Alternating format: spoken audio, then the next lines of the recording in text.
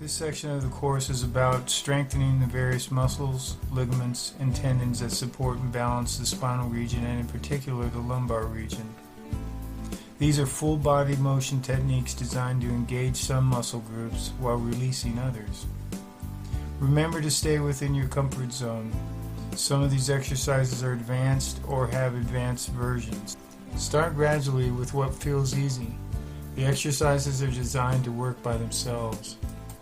This first exercise is a standing knee pull. This requires some balance, but that active balancing strengthens the various ligaments, tendons, and muscles along the sacrum and the lumbar region. Now she's going into a twist, which is a fairly advanced version of the knee pull. This should be done carefully and eased into. Now we're going to show the knee pull again. It doesn't have to be held too long. It can just be held comfortably for a moment, a couple of seconds. Try to breathe deep. As you get better at this, you can balance for longer. Let's do some leveraged knee bends next. Notice the arms coming forward. This takes pressure off the back and also lends balance. But at the same time, this exercise is very important for strengthening the glutes and the piriformis and the other supporting muscles of the sacrum. This is a key exercise in this course. It's a front kick, very similar to a karate or taekwondo kick. Very critical for strengthening and balancing the lumbar region and all its associated ligaments and tendons. Best to start off with a gradual low kick. This is easier for beginners. You can even start lower depending upon how comfortable you feel. Notice the arms up for balance. Here is the same kick, but for advanced kickers. Notice how high we're going here. This can also be balanced with a punch. Here's a side kick. This works an entirely different set of muscles in the lumbar region, strengthening and balancing. Here's the same kick, but at the beginner stage.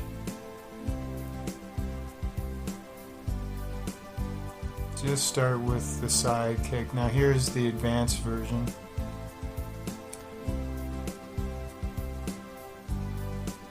Here's the kick and punch. Here's an inverted roundhouse kick.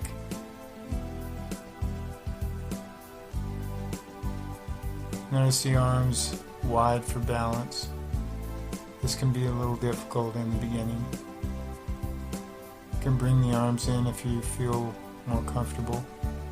The legs can go up as high as comfort takes them.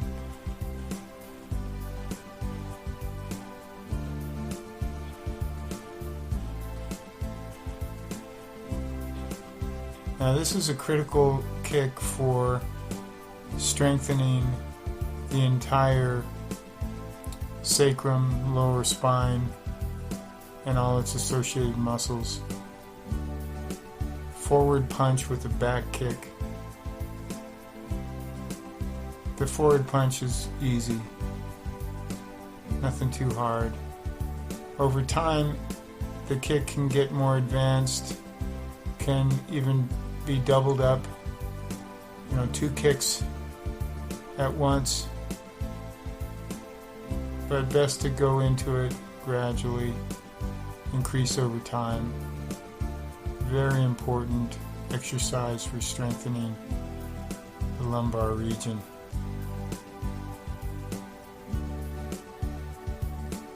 Different angles here shows you how this is done.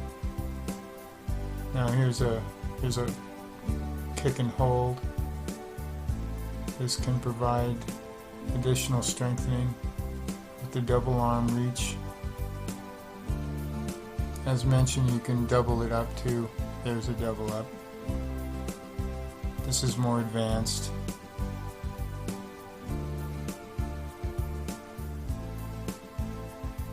Can require a little bit more balance. Here's a front leg double up kick. Notice the punching forward. Here's a side kick double up.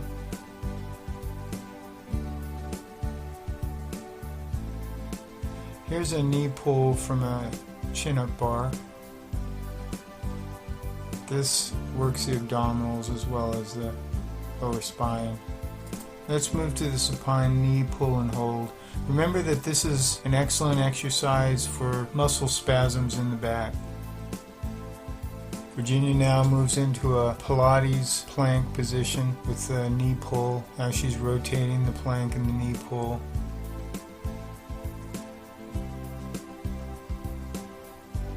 Here she moves into a planked inverted bicycle. This strengthens the transversus abdominis, the rectus abdominis, and the internal and external obliques.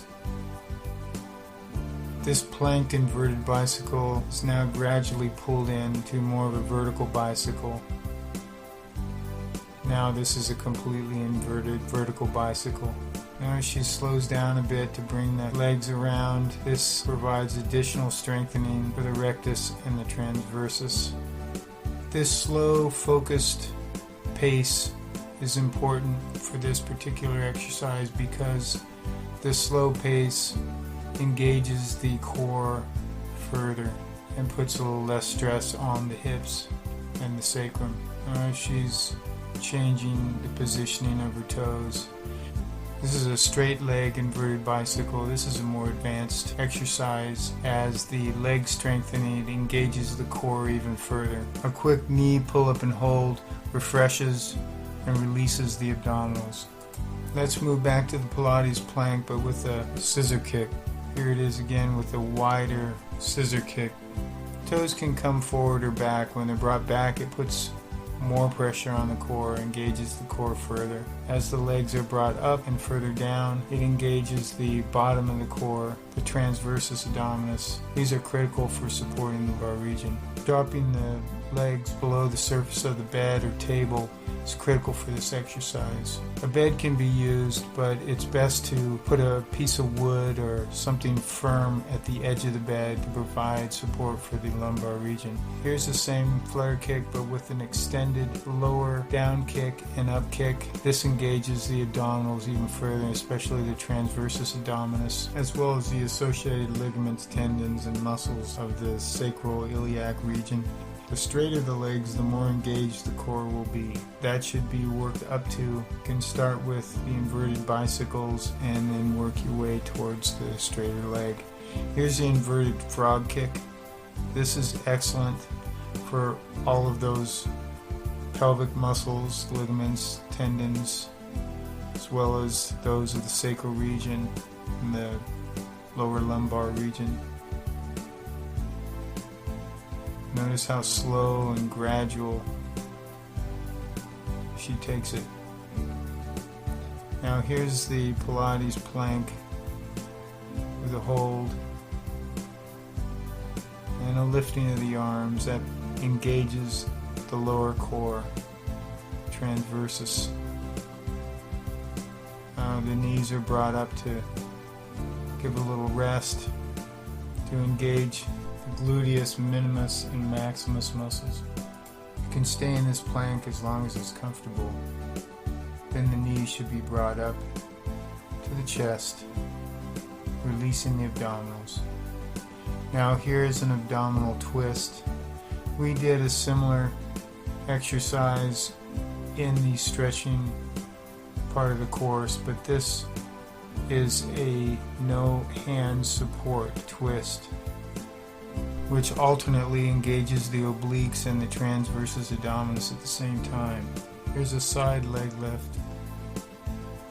This is the advanced version with the hands onto the legs. You can also put the hands down for support. This engages the obliques along with the various sacral ligaments and muscles. Here's the same motion, but with a higher arc. Notice how the legs are kept as straight as possible.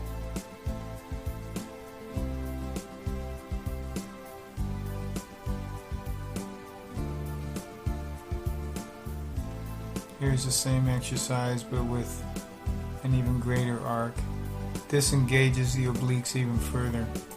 This exercise also strengthens and balances the adductors, which strengthen and balance the sacroiliac region. Here's a lift and hold, which further engages the adductors and the obliques. The lift can be higher if comfortable. This is an inverted side kick with the leg lift. It further engages the obliques and the adductors, but also the glutes and the various muscles and ligaments around the sacrum. This is a sitting lower leg lift into a plank. Be careful not to round out the back too much. Lifting the chin helps anti-lever the spine a bit. Let's roll over to a cat position and lift the leg out into a plank. This engages all the gluteal muscles as well as the obliques and the core. It's great for all the supporting ligaments and muscles of the sacroiliac region and the pelvis. Here's a modified version with an alternating arm extension for balance. This helps support the spine as well as engage the core and the obliques. This can be a very meditative exercise as well.